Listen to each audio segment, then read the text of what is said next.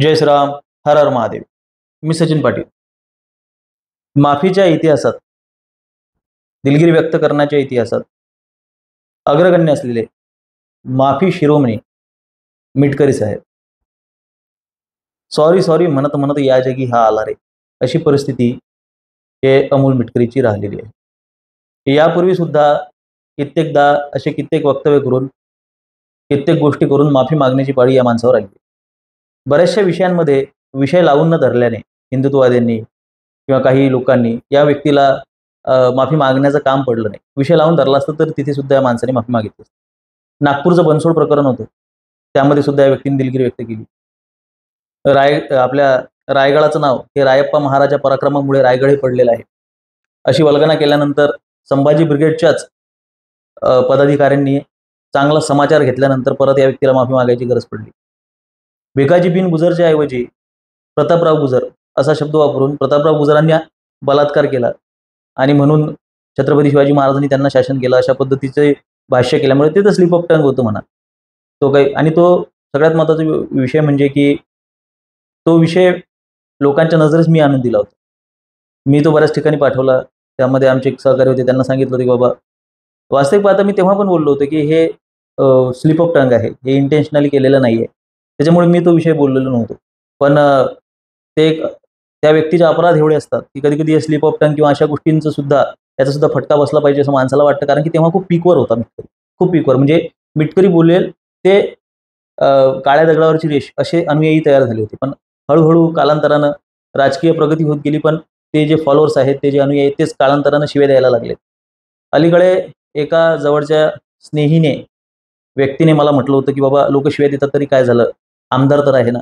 तर अशा पद्धतीची प्रसिद्धी ज्या लोकांना हवीविषयी वाटते, दर्जाहीन समाज आहे आपला, म्हणजे दलाली करतोय, भडवेगिरी करतोय, तरी सुद्धा काय पैसा तर कमावतोय ना, ही मानसिकता आहे समाजाची. माझ्या दुर्दैवाची गोष्ट आहे की कसंही करून घरात पैसा आला पाहिजे, नाव आलं पाहिजे, लौकिक म्हणजे पद आलं पाहिजे. नाव आणि लौकिक म्हणता नाही येणार याला. कोणाच्याच ख्याली, कोणाच्याच नजरेत या व्यक्तीचं व्यक्तिमत्व आदर्श म्हणून आपण कोणालाही विचारलं तर कोणी सांगणार. प्रत्येक ठिकाणी नाचक्की आणि अपमान सहन करणारी व्यक्ती आहे ही. तुम्ही जर का या व्यक्तीचे हे बघा, भाषण बघा किंवा कुठलंही वक्तव्य बघा, खाली शिव्यांची झडी लागलेली असते. आणि ह्याची लोक, ह्याच्या पक्षातली, पक्षाच्या बाहेरची सगळी लोक, इतकं पण कोणी नामुष्की स्वतःची करून घेऊ नये, ओढून घेऊ नये असं वाटतं. खूप घाई झाली एका IPS लेवलच्या स्त्रीवर टीका करण्याची ह्या व्यक्तीला, आणि UPSCला एक हे पाठवलं, काय म्हणू आपण त्याला, की बाबा माहितीच्या अंतर्गत कुठल्या प्रमाणपत्र जमा केलेले आहेत एका IPS अधिकाऱ्याने. म्हणजे तो अधिकार आहे. एक पत्रकार बोलले की बाबा हा अधिकार आहे प्रत्येकाचा असं करण्याचा, पण ही जी टायमिंग आहे ही राजकीय आहे, ही राजकीय खेळी आहे. मी तुमचा कसा गुलाम आहे, मी किती निष्ठावान आहे, मी माझ्या मालकाचा कसा पाळीव आहे आणि किती मी निष्ठेनं भुंकू शकतो हे दाखवण्याची अतिशय घाई झालेली ही व्यक्ती. बरं जागोजागी फटके बसलेले आहेत. एकदा काय तर भिडे गुरुजींवर बोललं की मराठी कसे असतात, असे हळकुळे असतात का, मराठी आमच्यासारखे चिवट मजबूत देहाचे असतात वगैरे वगैरे वगैरे. त्याच्या आठवड्याभराच्या किंवा 1 महिन्याच्या आतमध्ये हा स्वतःच कोसळून पडला आपल्या व्यासपीठावर, आणि मग नंतर परत व्हिडिओ केला की आता माझी तब्येत ठीक आहे. जागोजागी फटके बसतात, पण सुधारणा काही होत नाही. कारण की मुळातच त्याला माहिती आहे की समाज, बरं मिटकरी हा फार हुशार व्यक्ती, मी कायमस्वरूपी म्हणत असतो, फार हुशार, चाणाक्ष आहे. याच्या बदल्यात म्हणजे शिव्या किंवा अपमान किंवा लोकांचे हे टोमणे, याच्या बदल्यात ह्या व्यक्तीनं खरोखर यश मिळवलेलं आहे. खरोखर त्या व्यक्तीला समाजाचं हे समजलेलं आहे, नाडी समजलेली आहे की काय लोक आज 4 दिवस शिव्या देतील, पण आपल्याकडे पद राहील, पैसा असेल, आपल्याकडे सत्ता असेल, सत्ता आपण उपभोगू, सत्ता राबू, आणि हे चलन आहे या देशाचं.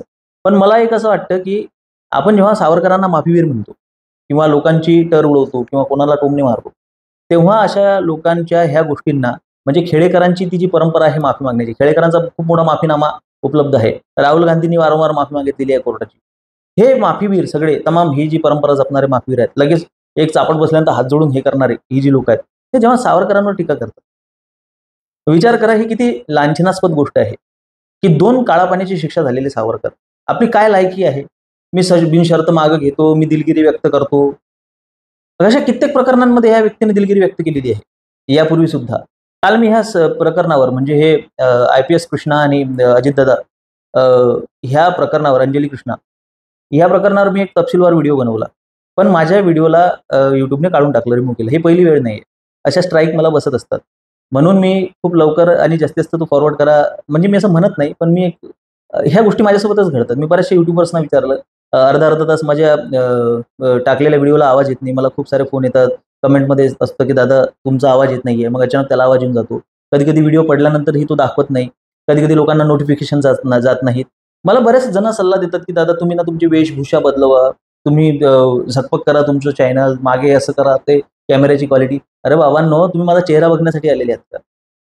समोरचा व्यक्ती बोलतोय त्याचा तुम्हाला कंटेंट महत्वाचं आहे की तुम्हाला ते नाही, म्हणजे जास्तीत जास्त लोकांपर्यंत आपण पोहोचलो पाहिजे.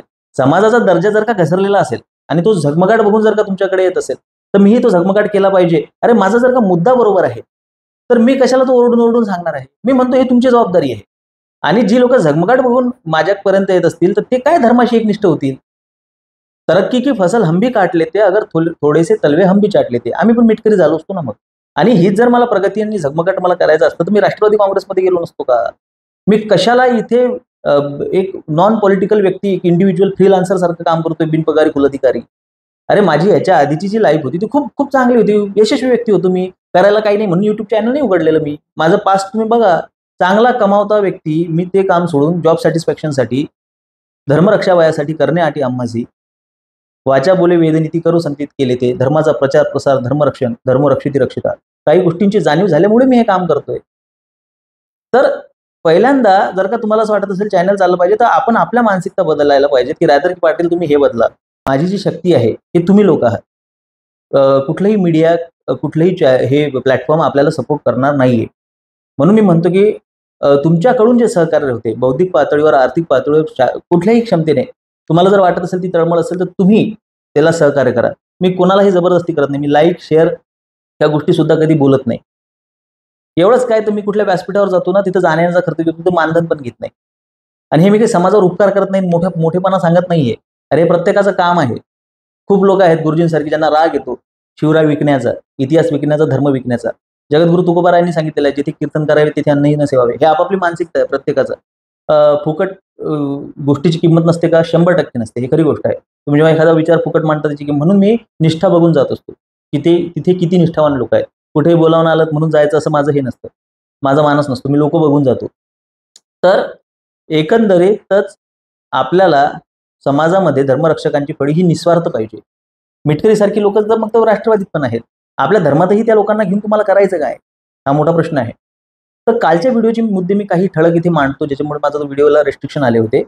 त्यामध्ये मी म्हटलं होतं, की तुम्ही भावनिक बनू नका, की बाबा एक प्रामाणिक अधिकारी आहे, IPS आहे, आणि हा जो धंदा आहे, वाळू उपसा जो आहे, हा जो प्रकार आहे, हा सर्वत्र चालतो.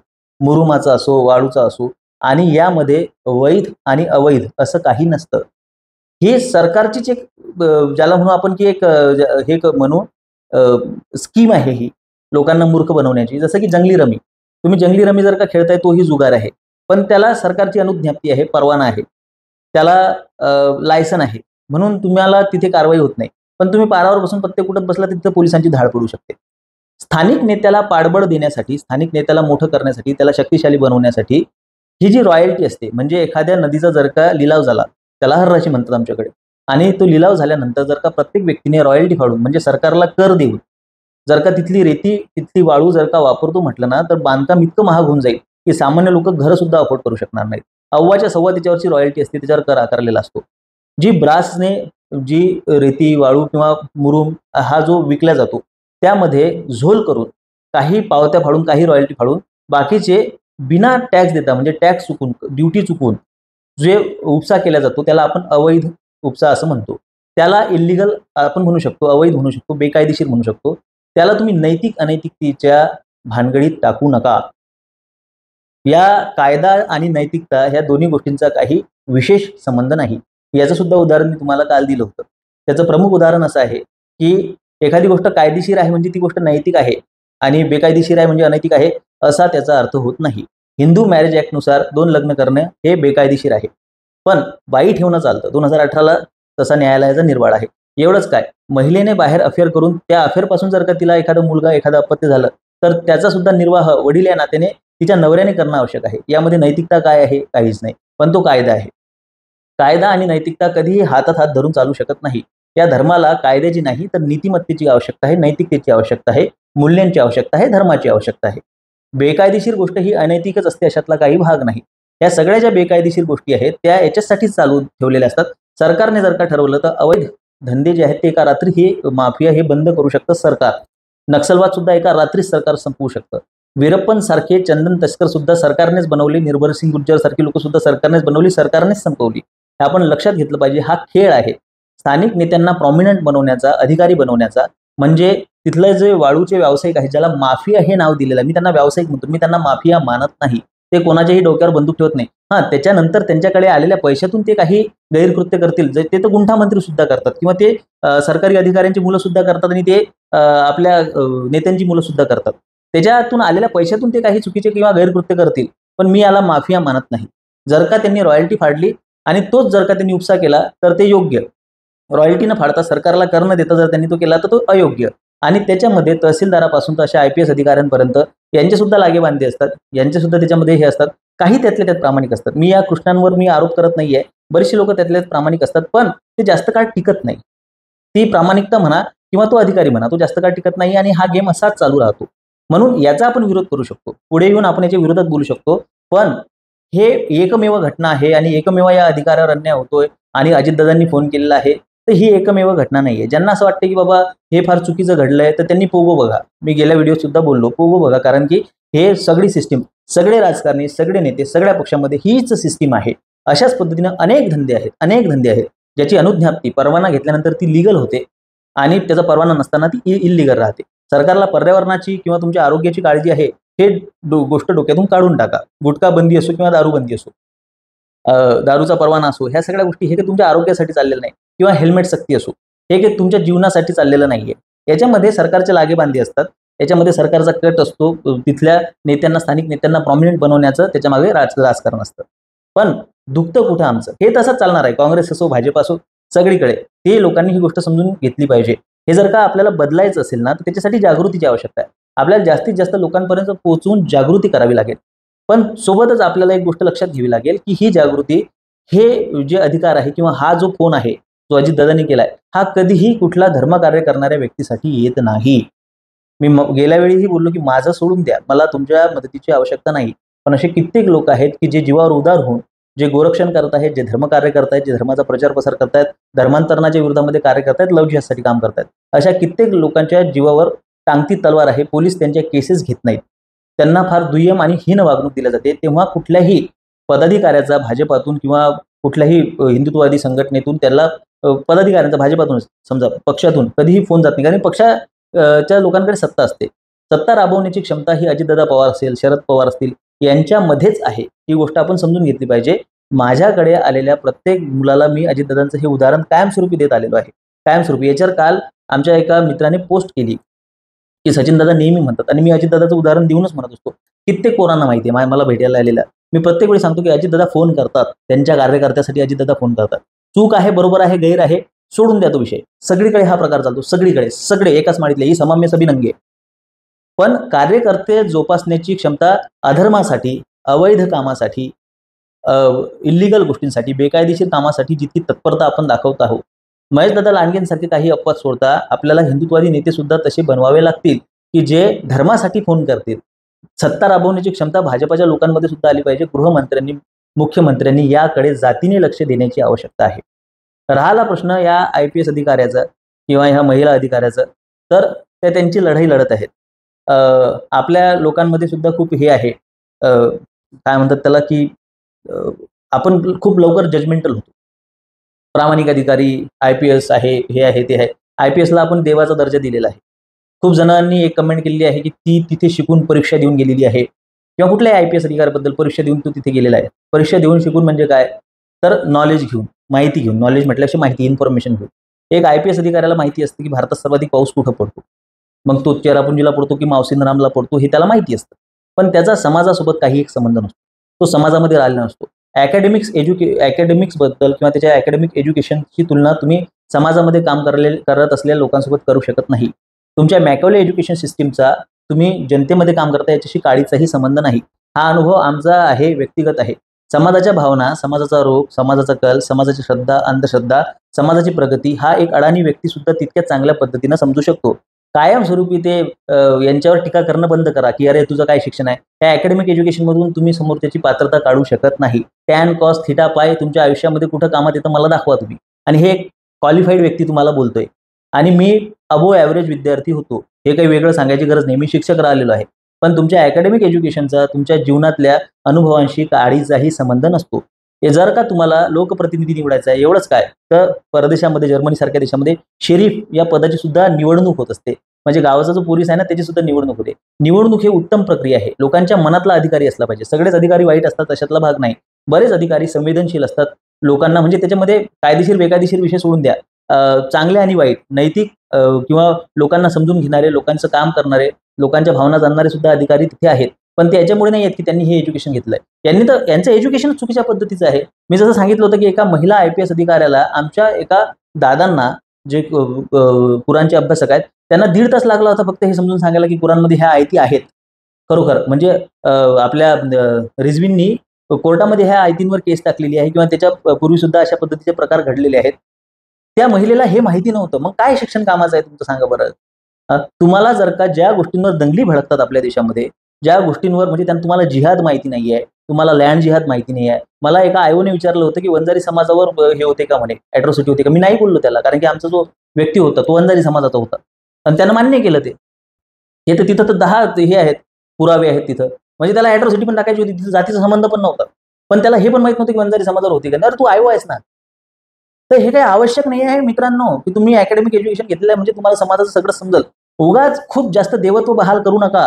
खूप जास्त ईश्वरीय हे कोणालाही कुठल्याही पक्षाच्या नेत्याला तुम्ही देव बनवू नका. अजित पवारांसारखं, की त्याच्यासाठी मग तुम्हाला लाथा खाव्या लागतील जनतेच्या. कुठल्याही IPS अधिकाऱ्याला देव बनवू नका. देव हा देव आहे. घराच्या मध्ये देवऱ्यामध्ये तुम्ही वेगवेगळ्या लोकांचे फोटो ठेवता. अजित पवारांना सुद्धा विठ्ठल केलाय कुठल्या तरी महाशयांनी. त्या विठ्ठलाच्या वरती अजित पवारांचा फोटो ठेवला. अरे कुठं फिरशील बाप? तुला नरकात सुद्धा जागा भेटणार नाही. तार्किकांचा टाका संघ पांडुरंग स्मरा हो. अनेकांची स्तुती होता कामा नाही बाळा. काय गाढवं आहेत आमच्या समाजामध्ये. लगेच देवत्व बहाल करून देतात. लगेच त्याला आम्ही दगडाला गुलाल लावून त्याला देव करतो. लोक आम्हाला नाव ठेवतात. अरे तुम्ही व्यक्तिपूजक आहात.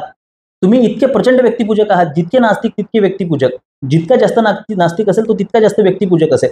ही गोष्ट लक्षात ठेवा. तो व्यक्तिपूजक असेल किंवा तो मूर्ख असेल, तो तितका मूर्ख असतो. या देशामध्ये, या जगामध्ये असं म्हणतात की धर्माने सगळ्यात जास्त जीव घेतले आहेत. खोटी गोष्ट आहे. सर्वाधिक हत्या ह्या नास्तिकांनी केलेल्या आहेत. कम्युनिस्ट हे नास्तिक असतात आणि नास्तिकांनी आजपर्यंत सगळ्यात जास्त हत्या केलेल्या आहेत. आपल्या बॉर्डरवर जितके सैनिक मारले गेलेले नाहीत ना, तेवढे आतमध्ये मारले तर ते नास्तिकांनी मारलेले आहेत. स्वतःचा दृष्टिकोन बदला. स्वतः सत्य काय आहे ते जाणा, अभ्यास करा, अभ्यासातून पुढे या. म्हणजे तुम्हाला ह्या फापट पसारा हे सगळ्या पुस्तकी गोष्टी आहेत की बाबा प्रामाणिक अधिकारी आणि वगैरे वगैरे सगळे हे सगळेजण एकसारखेच आहे. फक्त दुर्दैवाची गोष्ट अशी आहे की धर्माच्या बाजूने असे फोन करणारे अधिकारी नाही आहेत, असे फोन करणारे नेते नाही आहेत. आणि या नेत्यांचे जे पाळीव आहेत हे सुद्धा अधर्मासाठी भुंकताना आपल्याला दिसतात. हे सगळ्यात मोठं दुर्दैव आहे. व्हिडिओची लेंथ जास्त झालेली आहे कारण की कालचे मुद्दे आणि आजचे मुद्दे सुद्धा आपल्याला घ्यायचे होते. तर याच्यात सार काय आहे? तर सार असं आहे की पक्षश्रेष्ठी आहेत, शक्तिशाली आहेत, पॉवरफुल आहेत. नैतिकतेच्या दृष्टीनं असो की अनैतिकतेच्या दृष्टीनं असो की कुठल्या दृष्टिकोनातून पण सत्ता राबवण्याची क्षमता हे पवारांमध्ये आहे. ती क्षमता आपल्याकडे आली पाहिजे. पवारांच्या सोबत हे जे पाळीव आहेत जे कायमस्वरूपी चुकीच्याच गोष्टी करत असतात आणि कायमस्वरूपी माफी मागत फिरत असतात, त्यांना इतरांवर बोलण्याचा अधिकार नाही, टोमणे मारण्याचा अधिकार नाही. सावरकरांवर तर नाहीच नाही. तिसरी गोष्ट म्हणजे IPS अधिकारी, महिला अधिकारी तिला समर्थन असलं पाहिजे. हे चित्र बदललं पाहिजे. पण हा खेळ जो आहे हा सगळा वरून चालतोय हे सुद्धा समाजाने समजून घेतलं पाहिजे. ही काही पहिली घटना नाहीये. चौथी गोष्ट म्हणजे की धर्माच्या बाजूने आपल्याला अशी लोक उभी राहिलेली पाहिजेत. जर का हे राज्य धर्माचं आलं, कायद्याचं सोडून द्या विषय, धर्माचं आणि नैतिकतेचं, नीतीचं आणि मूल्यांचं राज्य जर का असलं तर ह्या प्रश्न उद्भवणार नाहीत. आपण कशासाठी झगडलो पाहिजे? गोष्टी कायदेशीर झाल्या पाहिजेत का? झाल्याच पाहिजेत अर्थातच. पण कायदेशीरपेक्षा त्या नैतिक असल्या पाहिजेत. आणि नैतिक असल्या पाहिजेत, त्याच्यामध्ये मूल्य असले पाहिजेत, त्याच्यामध्ये तत्व असले पाहिजेत, त्याच्यामध्ये सुसंस्कृतपणा असला पाहिजे. मनुष्य हा प्राणी त्याच्या सुसंस्कृतपणामुळे ओळखला जातो, कायद्यांमुळे नाही. कायदे माणसासाठी आहेत, माणसं कायद्यांसाठी नाही. पण धर्माची गरज हे लोकांना आहे. धर्माला लोकांची गरज नाही हेही आपण समजून घेतलं पाहिजे. म्हणून आपलं कर्तव्य हे धर्मरक्षणाचं असलं पाहिजे. धर्म म्हणजे धारयिती धर्म, जे जे धारण करण्याजोगतं आहे, जे जे योग्य आहे तो धर्म आहे. ही मानसिकता समाजाची झाली पाहिजे. याच्यासाठी आपण झटलो पाहिजे. ह्या महत्त्वाचे आपले आजचे मुद्दे होते. व्हिडिओला स्ट्राईक बसू शकते म्हणून लवकरात लवकर जास्तीत जास्त लोकांपर्यंत पोहोचवण्याचा प्रयत्न करा. मला तुमचं सहकार्य असू द्या, कारण की सोशल मीडियाचं सहकार्य आपल्याला नाही आहे किंवा कुठलंही इतर समर्थन आपल्याला नाही आहे. फार संघर्षातून मी तुमच्यापर्यंत पोहोचतोय. हा खूप स्लो ग्रोईंग चॅनल आहे आपलं. सगळ्यात जुनं चॅनल आहे हिंदुत्ववाद्यांमध्ये महाराष्ट्रामध्ये. ते सगळ्यात जुन्या चॅनलपैकी एक चॅनल आहे. तरीही खूप स्लो ग्रोथ होतीये. याचं मला बिलकुल त्याचं वाईट वाटत नाही. काही गिला शिकवा नाहीये त्याचा. जे होते ते चांगल्यासाठी होते. Slow and steady wins the race. सहकार्य असू द्या. धन्यवाद. जय श्रीराम. हर हर महादेव.